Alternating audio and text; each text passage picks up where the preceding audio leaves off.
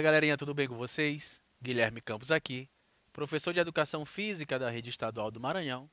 E nessa aula de hoje do nosso projeto Fique em Casa Aprendendo, nós iremos estar dando continuidade aos estudos sobre lutas.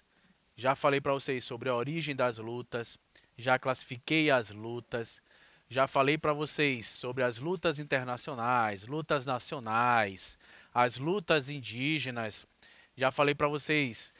Já fiz uma diferenciação entre arte marcial e luta, que são dois conceitos que são muito bem confundidos. Já falei para vocês de lutas de autodefesa e de combate. Já falei para vocês o limite do corpo nas lutas. Então foram muitas aulas aí voltadas para as lutas. E hoje nós iremos falar de uma luta que é originária aqui do nosso Brasil. Então essa aula está dividida em duas. Hoje nós iremos fazer a primeira aulinha dela. Na próxima aula nós iremos concluir. Hoje nós iremos falar sobre a capoeira, uma luta que é originalmente brasileira, foi criada aqui no nosso Brasil, mas foi criada por quem? Pelos negros africanos que vieram para cá sendo escravizados. Mas é uma luta de origem brasileira, criada por negros africanos, dentro do nosso território. Então, o conceito de capoeira. A capoeira é uma representação cultural que mistura esporte, luta, dança, cultura popular, música e brincadeira. Caracteriza-se por movimentos ágeis e complexos, onde são utilizados os pés, as mãos e elementos ginásticos acrobáticos. Diferencia-se das outras lutas por ser acompanhada de música. Esse aqui é o conceito de capoeira. Se nós formos falar sobre a educação física num contexto geral, que a educação física se divide em várias unidades temáticas, jogos, lutas, dança, ginástica, esportes, práticas corporais de aventura, a capoeira tem várias dessas unidades temáticas dentro dela. Está bem aqui no conceito, ó. Ela pode ser uma brincadeira, pode ser um jogo, porque ali é simulado uma espécie de combate, uma espécie de luta. Então eles brincam, eles jogam capoeira. Quando é feita uma roda de capoeira, até a forma de falar é essa: vamos ali jogar uma capoeira. O grupo vai se encontrar para jogar capoeira. Então existe a questão do jogo. Existe a questão da luta, porque existem os golpes, e os golpes podem ser até fatais. Existe a questão da dança, porque é uma arte marcial ou é uma luta que ela é praticada acompanhada de música. Então existe o elemento também da dança. A capoeira é uma arte marcial ou uma luta? Pergunta aí para vocês. A capoeira é uma arte marcial, porque além dos ensinamentos que são passados através das técnicas, também existem as questões filosóficas de respeito dentro das rodas de capoeira, de respeito, de autoconhecimento, de equilíbrio, todas essas questões que envolvem as artes marciais. E eu já disse para vocês que o que diferencia a arte marcial da luta é o quê? É que a arte marcial ela tem esses valores e a luta, vamos dizer que é o combate em si, é quando está acontecendo ali o combate. Essa que é a principal diferença. Tem ainda o elemento de quê? Falei da ginástica aqui, ó. Movimentos ginásticos acrobáticos. Existem os saltos mortais, existem as estrelinhas. São exercícios típicos de quê? Típicos da ginástica. Então a capoeira envolve tudo isso. E a capoeira esporte vem sofrendo esse processo de esportivização nos dias atuais. Existem campeonatos de capoeira. Alguns mestres, os mais antigos, os mais tradicionais, até são meio contra essa questão da esportivização da capoeira, que eles acreditam que vai perder essa questão cultural, essa questão da essência da própria capoeira. Mas é inevitável, né? Alguma luta, alguma arte marcial, algum movimento corporal, nos dias atuais, não sofrer por esse processo de esportivização. Existiam esses campeonatos, existiam essas disputas. Então a capoeira também é considerada um esporte. Então é esporte, é luta, é jogo, é dança, é ginástica, quase que todos os elementos das unidades temáticas da educação física. Raízes africanas da capoeira. Vamos aqui navegar um pouquinho na história da capoeira. A história da capoeira começa no século XVI, na época em que o Brasil era colônia de Portugal.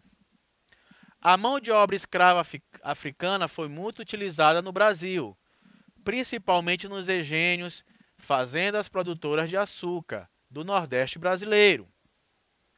Muitos destes escravos vinham da região de Angola, também colônia portuguesa. Os angolanos da África faziam muitas danças ao som de músicas. Então, Angola foi um dos principais países da qual vieram os negros. Existe uma classificação da capoeira que é a capoeira de Angola. Daqui a pouco nós iremos chegar lá. Então, como eu falei para vocês na introdução da nossa aula, a capoeira ela foi criada em território brasileiro, porém ela foi criada por quem? Por negros africanos que vieram para cá escravizados. E o povo africano é um povo que ele é muito feliz, ele é muito alegre, ele é muito musical. Por isso eu acho que a capoeira tem essa característica que é própria. É a única arte marcial que é realizada ao som da música. Existem os instrumentos que são tocados quando o indivíduo está ali participando de uma roda de capoeira. Daqui a pouco eu vou chegar em algumas explicações mais aprofundadas para vocês. História ligada à escravidão. Ao chegarem ao Brasil, os africanos perceberam a necessidade de desenvolver formas de proteção contra a violência e repressão dos colonizadores brasileiros. Eram constantemente alvos de práticas violentas e castigos dos senhores de engenho. Quando fugiam das fazendas, eram perseguidos pelos capitães do mato, que tinham uma maneira de captura muito violenta. Então, logo o negro, quando ele chega aqui escravizado no Brasil, ele percebe que ele deve criar, ele tem que praticar, ele tem que começar a aprender alguma técnica ali de autodefesa. Ele se defender dos colonizadores, se defender dos capitães do mato, que eram aquelas pessoas que eram responsáveis por mantê-los aprisionados, mantê-los escravizados. Então, assim eles começaram a treinar a capoeira, a testar, a aprender determinados movimentos, ver a eficiência de determinados movimentos. Eram realizadas as rodas de capoeira. A dança entra em qual elemento? Porque eles tinham os momentos ali que eles estavam livres, digamos, que eles poderiam ali estar no momento de descanso, e eram os momentos que eles aproveitavam para treinar a capoeira. Então eles treinavam os golpes que eram fatais, porém, quando se aproximava alguém, ou o capitão do mato, ou o fazendeiro, ou alguém que era responsável por mantê-los ali aprisionados, eles simulavam que estavam dançando. Por isso a música. Então eles simulavam que estavam ali dançando, o capitão do mato, o fazendeiro, e isso acabava que passando despercebido por eles. E eles continuavam ali a treinar. Por isso que os gestos, às vezes, no início lá do conceito, tem a ver com a questão do jogo, o jogar, o brincar, o dançar. Aquelas unidades temáticas da educação física. A proibição da capoeira. O decreto número 847, de 11 de outubro de 1890. Capítulo 13, dos vadios e capoeiras. Dizia assim, o artigo 402. Fazer nas ruas e praças públicas exercício de agilidade e destreza corporal, conhecida pela denominação capoeiragem. Andar em carreiras com armas ou instrumentos capazes de produzir lesão corporal, provocando tumulto ou desordens, ameaçando pessoa certa ou incerta ou incutindo temor de algum mal. Então percebam que em 1890 a capoeira ela foi o quê? Ela foi proibida de ser praticada. Aqui já havia acabado com a escravidão. Porém, essa escravidão acabou não significou que cada negro teve ali a sua oportunidade. Não, acabou a escravidão, mas eles ficaram, digamos, sem recurso nenhum. Então, eles tinham alguma forma de sobreviver. Não tinham nenhuma forma de sobreviver, na verdade. Então, acabaram que alguns negros, usando os conhecimentos que eles tinham aprendido da capoeira, para assaltar, fazer algumas coisas erradas. Uma minoria, certo? Uma minoria desse povo. Porque não existiu a questão de amparar essa galera que acabou que deixando de ser escravo. Acabou a escravidão, mas não foi dado nenhum tipo de suporte a eles. Então foi uma forma que eles encontraram. Eles ficaram ali à margem da sociedade. Não conseguiram ser incluídos. Não houve um processo de inclusão desses negros à sociedade. Então era visto como algo que era ameaçador. Então a capoeira nesse período ela foi até proibida. Quem estivesse praticando capoeira nas ruas tinha a prisão decretada de 2 a 6 meses de prisão. Se o indivíduo estivesse praticando capoeiragem, que é o termo da época, ele era preso entre 2 e 6 meses. Se ele fosse reincidente, se ele já não fosse ali réu primário, se ele fosse preso uma segunda vez pelo mesmo ato, que se enquadrasse aqui no artigo 402, o que aconteceria com ele? Essa prisão dele já ia aumentar. O que era de 2 a 6 meses passaria a ser de quê? De 1 a 3 anos. Então, um réu reincidente, ele teria ali a sua pena aumentada de 1 a 3 anos, não só de 2 a 6 meses. E caso ele fosse um réu primário e que ele fizesse parte, que ele fosse cabeça, ou que ele fosse um dos maltas, já vou dizer para vocês o que são os maltas, essa pena de 2 a 6 meses, ela era o quê? Ela era dobrada. Então aqui ele já pegava de 4 a 1 ano, logo de cara, mesmo sendo réu primário. Compreenderam? Então a capoeira teve esse processo de proibição no ano de 1890 pelo processo de marginalização, na qual o negro acabou que não sendo incluído. A escravidão cessou ali em 1888, porém não foi dado nenhum tipo de suporte. Então o negro ele não foi incluído à sociedade apenas quando a Lei Áurea ali estabeleceu que a escravidão tinha acabado no Brasil. Faltou muito a questão do suporte. Quem eram as maltas? Os integrantes das maltas possuíam um modo característico de vestirem-se. Trajavam roupas brancas, calça pantalona com boca de sino, camisa ou terno de linho com sapato bico fino. No pescoço quase sempre usavam um lenço de seda, que funcionava como proteção de navalhadas, na cabeça um chapéu e nas mãos uma faca, navalha ou bengala para qualquer imprevisto. Então as maltas eram gangues, eram indivíduos que participavam ali de alguns movimentos, eram de alguma forma marginalizados, andavam armados, andavam com navalhas, o que tornou a capoeira um pouquinho mal vista por uma parte da sociedade.